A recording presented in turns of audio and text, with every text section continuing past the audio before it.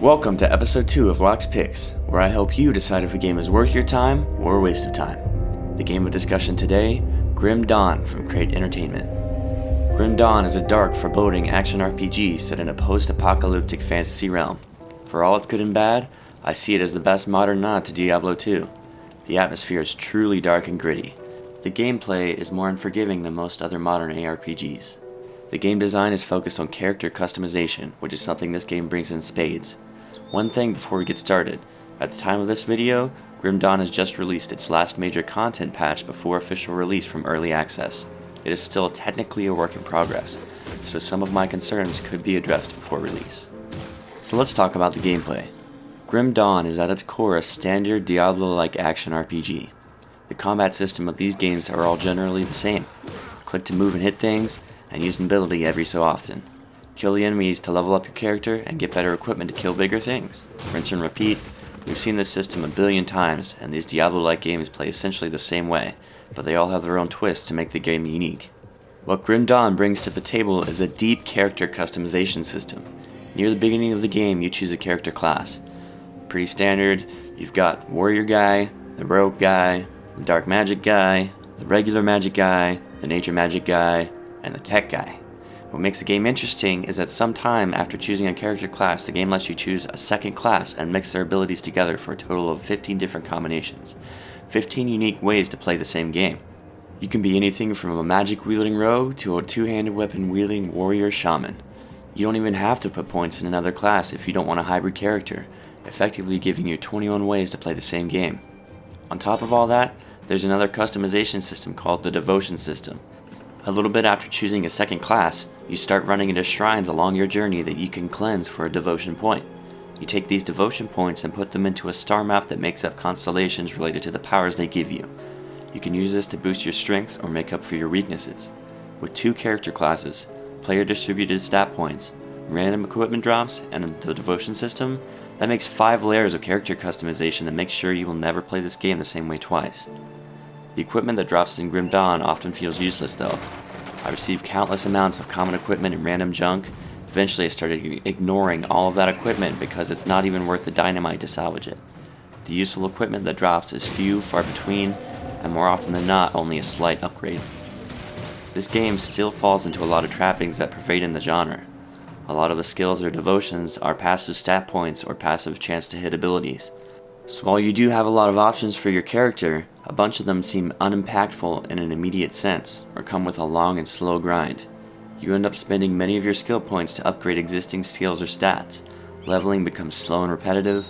These are problems that all Diablo-like games deal with, the idea of balancing player progression, difficulty, power creep, and in-game content.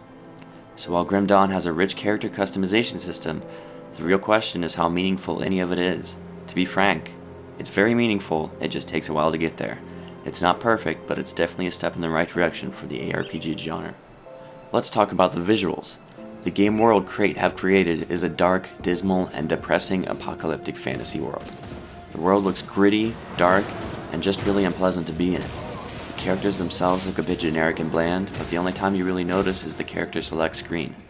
You can't customize your character physically, which is not a big deal really because your character is completely covered in equipment after 15 minutes of gameplay. The effects are nice. Blood and guts fly around, lightning sparks, bombs explode, bodies fly around, the camera shakes. The game feels satisfying to play because of that. Overall, the game is nice to look at, though slightly dated and never particularly impressive. Grim indeed, the style is perfect for the game world they created. Dark and dismal in a way that harkens back to Diablo 2. The story of Grim Dawn is certainly not a focal point of the game. In true RPG style, your character is some random dude given cool powers and seems to be the only one capable of doing anything useful. You get sent on quests to progress you through the game to help the rest of your fellow struggling humans against chaotic, otherworldly enemies. So the narrative of the game is a bit of a trope and honestly not very interesting. What is interesting is the lore behind the narrative. Crate have created a really interesting world. Throughout the story you find bits of lore on the ground, journal scraps, torn book pages, and short stories. These texts provide the background for the game's story, and most of them were actually enjoyable to read.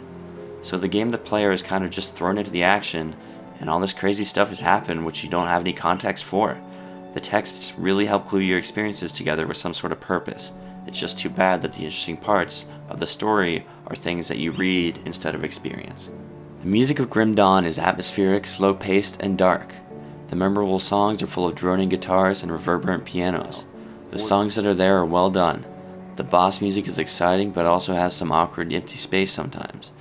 I would have loved some more musical moments during gameplay outside of towns, most of it just seemed too ambient. The sound effects are well done. If electricity exploded from my weapon when I hit something, I can hear it and feel it. Spells crackle, weapons crunch, explosions rumble. The sound effects really add visceral elements to the experience and satisfaction to the simple game loop. In a technical sense, Grim Dawn does it really well. It boots up really fast and loading times are short. I never feel like I'm waiting around for anything other than myself, which is very important in a fast game like this. There are plenty of graphics options to adjust and customize to your liking. The game engine seems a bit dated, which makes the game seem old, but it also means bugs are minimal. The ragdolling of the corpses is intense and over the top, which sometimes bugs out.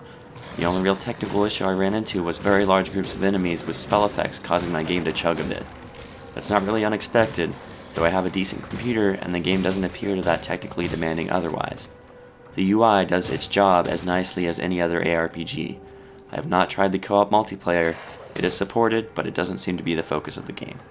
So, should you buy Grim Dawn? I recommend it for anyone who wants to scratch that action RPG itch. This game is all about the interesting characters you can make by experimenting with all the customization options you get. The dark atmosphere and gritty world is a callback Diablo 2 fans will appreciate. The audio complements the gameplay nicely. The game runs like a dream. If you're looking for a grandiose endgame with online ladders and seasons and rift farming, stick with Diablo 3. If you want meaningful character customization and you like Diablo 2, Grim Dawn is something you'll want to look at. Thanks for watching, everyone. I hope my videos help you make good game purchases. Feel free to like, comment, subscribe, share, or give suggestions. I'm always looking to improve my content or to have great discussions. My social media links are below, as well as my Twitch stream. See you next time on Lock's Picks.